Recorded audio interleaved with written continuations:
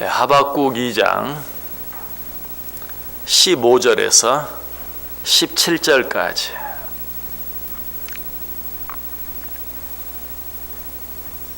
하박국 2장 15절에서 17절까지 우리 다 같이 한 목소리로 읽습니다. 이웃에게 술을 마시게 하되 자기의 분노를 더하여 그에게 취하게 하고 그 하체를 드러내려 하는 자에게 화 있을진저 내게 영광이 아니요 수치가 가득한즉 너도 마시고 너의 할례 받지 아니한 것을 드러내라. 여호와의 오른손의 잔이 내게로 돌아올 것이라. 더러운 욕이 내 영광을 가리리라. 이는 내가 레바논의 강포를 행한 것과 짐승을 죽인 것 곧 사람의 피를 흘리며 땅과 성읍과 그 안의 모든 주민에게 강포를 행한 것이 내게로 돌아오리라. 아멘. 지금까지 우리는 이스라엘 백성들을 무고하고 괴롭힌 바벨론의 세 가지 큰 죄에 대해서 그리고 그 죄에 대한 세 가지 징벌에 대해서 생각해 보았습니다. 바벨론 사람들이 어떤 죄를 지었다고 말합니까? 첫 번째는 우리가 5절을 통해서 생각해 보았던 것처럼 그는 술을 즐기게 했다. 이거 뭘 의미한다고 했죠? 술을 즐긴다라는 말을 통해서 이 바벨론 사람들은 쾌락과 향락을 즐겼다 하는 그런 말씀을 드렸습니다. 그리고 두 번째로는 그들은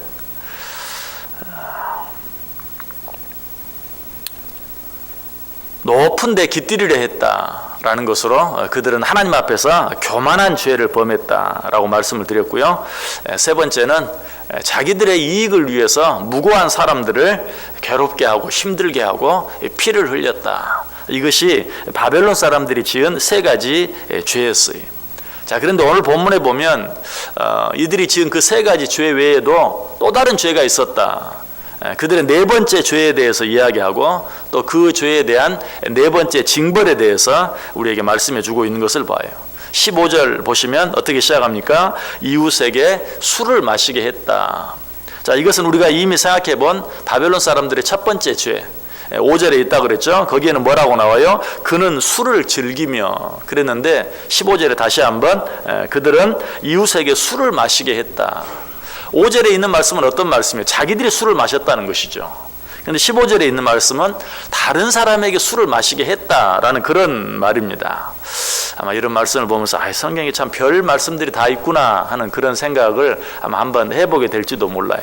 술을 마시지 말라, 술에 취하지 말라 이런 말씀들 여러분 잘 알고 있잖아요. 그런데 다른 사람에게 술을 마시게 한 죄까지도 성경이 언급하고 있는 그런 모습을 보면서 이런 말씀도 있었구나 하는 생각을 하시는 분들도 있을 터인데요. 여기서 바벨론 사람들이 네 번째 죄를 말하면서 그들은 자기들이 술을 즐길 뿐만 아니라 다른 사람들에게 술을 마시게 했다라고 이야기하고 있어요. 자, 그렇다면 우리가 이 5절 말씀 생각할 때 그들은 술을 즐겼다. 이것이 무슨 의미라고요? 쾌락과 향락을 사랑했다. 그렇다면 다른 사람에게 술을 마시게 했다. 이웃에게 술을 마시게 했다. 이 말은 자기들만 쾌락과 향락에 빠져 사는 것이 아니라 다른 사람들까지도 함께 쾌락과 향락을 사랑하게 만들었다 하는 그런 말씀입니다. 여러분, 우리가 나 자신이 나쁜 짓을 하는 것, 이것도 참 무서운 죄예요. 그런데 그보다 더 무서운 것은 뭐예요? 나 혼자만 죄를 짓는 것이 아니라 다른 사람도 같이 죄를 짓게 만드는 것. 이거 참 더 무서운 것이, 나 혼자만 쾌락과 향락을 사랑하는 것이 아니라 다른 사람도 함께. 여러분, 쾌락과 향락을 사랑하는 사람들을 보세요.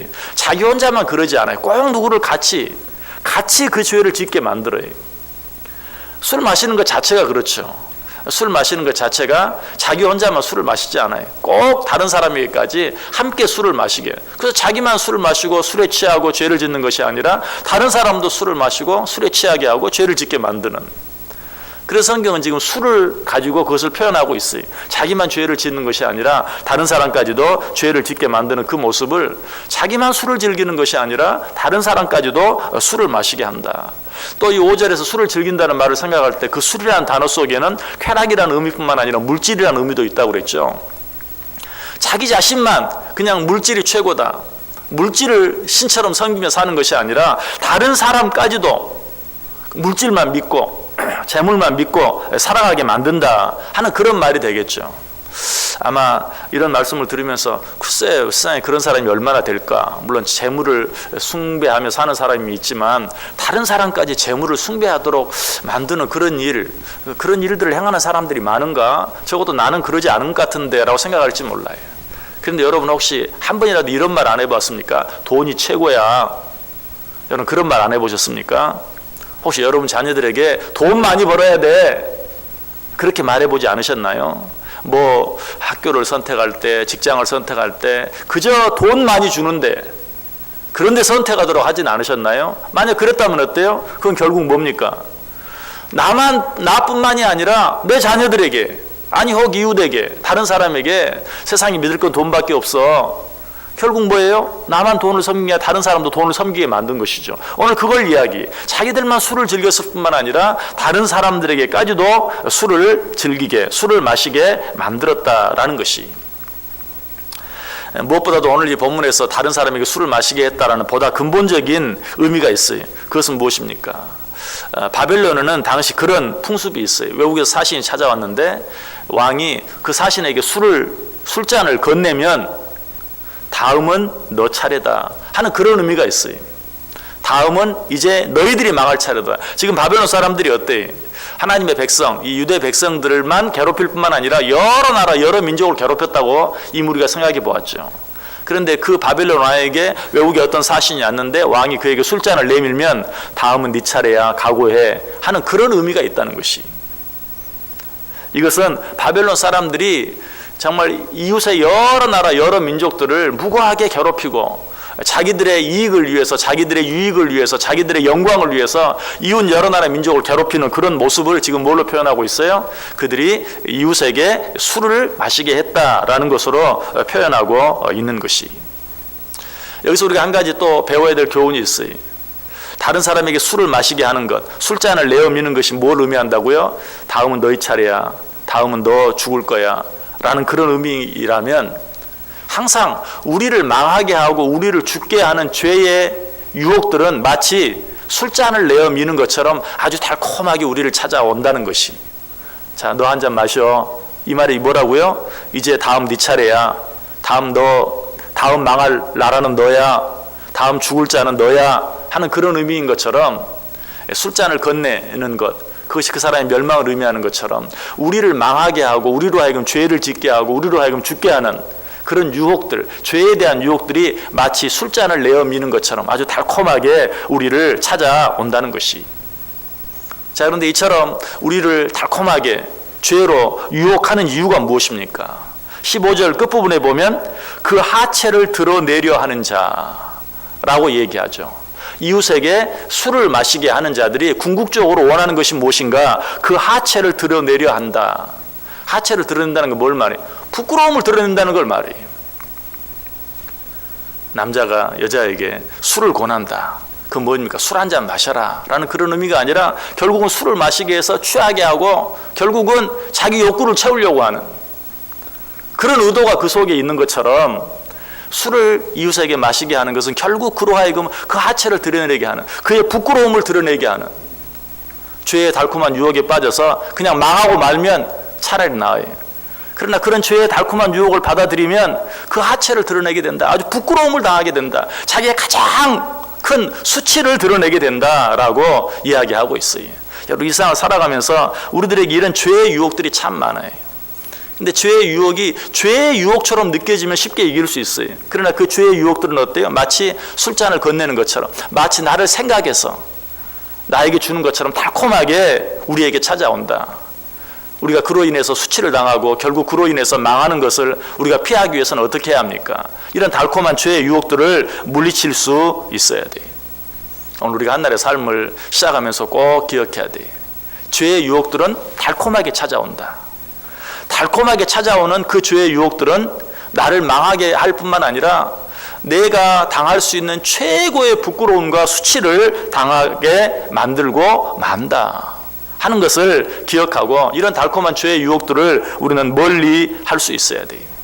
그래서 하나님께서 이런 자들에게 뭐라고 말합니까? 15절 다시 보세요. 이웃에게 술을 마시게 하되 자기의 분노를 더하여 그에게 취하게 하고 그 하체를 드러내려 하는 자에게 화 있을진저.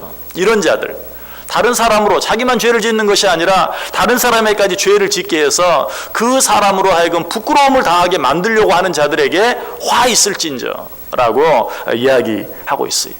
자, 그런데 이제 하박국 맨 처음으로 돌아가서 지금 바벨론 사람들이 왜 하나님의 백성들을 괴롭히는가? 왜 괴롭히죠? 하나님께서 그렇게 시켰어요. 당신의 백성들을 혼내주라고.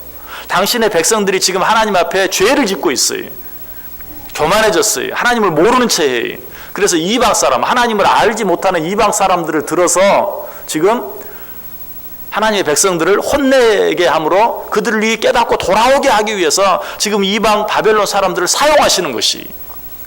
그렇다면 하나님이 바벨론 사람들을 심판하실 이유가 없죠. 그들에게 화 있을진저 라고 말하면 안 되죠. 왜? 하나님이 시킨 일인데. 그런데 왜 하나님께서 그들을 향해서 화 있을진저 라고 말하고 있는가? 15절 다시 보시면 이웃에게 술을 마시게 하되 거기에 뭘 더했다고요? 자기의 분노를 더했다. 자기의 분노를 더했다. 자, 어떤 학부모가 학교 선생님에게 찾아가서 이렇게 말했어요. 선생님, 우리 아이 때려서라도 좀 잘 가르쳐 주세요. 그렇게 말했어요. 그런데 이 선생님이 이 아이를 얼마나 때렸는지 거의 죽게 됐어요. 그럼 그 부모가 어때? 잘하였습니다 그러겠어요? 당장 고발하겠죠. 지금 하나님께서 바벨론 사람들에게 내 백성들을 좀 혼내라. 그렇게 해서라도 저들이 깨닫고 돌아오게 만들어라 라고 바벨론 사람들이 시켰어요. 그런데 바벨론 사람들은 하나님이 시키신 대로만 하는 것이 아니라 어떻게 해요? 거기에 자기의 분노를 더해서 그들이 이 하나님의 백성들, 유대 백성들을 미워하는 마음까지 보태서 더 괴롭게 하고 더 힘들게 했다. 하나님께서 그들의 그런 모습을 보면서 화 있을진저 라고 말하고 있는 것을 보게 돼요. 여러분, 성경에 이런 말씀이 있죠. 이에는 이, 눈에는 눈. 여러분, 그 말씀을 보면 좀 이상하지 않습니까? 아니, 어떻게 그렇게 말씀하실 수 있나? 어떻게, 아니, 뭐 용서하라고 하고 사랑하라고 하면서 어떻게 이에는 이, 눈에는 눈이라고 말할 수 있는가? 그런데 사실은요, 정말 이에는 이로, 눈에는 눈으로만 하면 괜찮아요.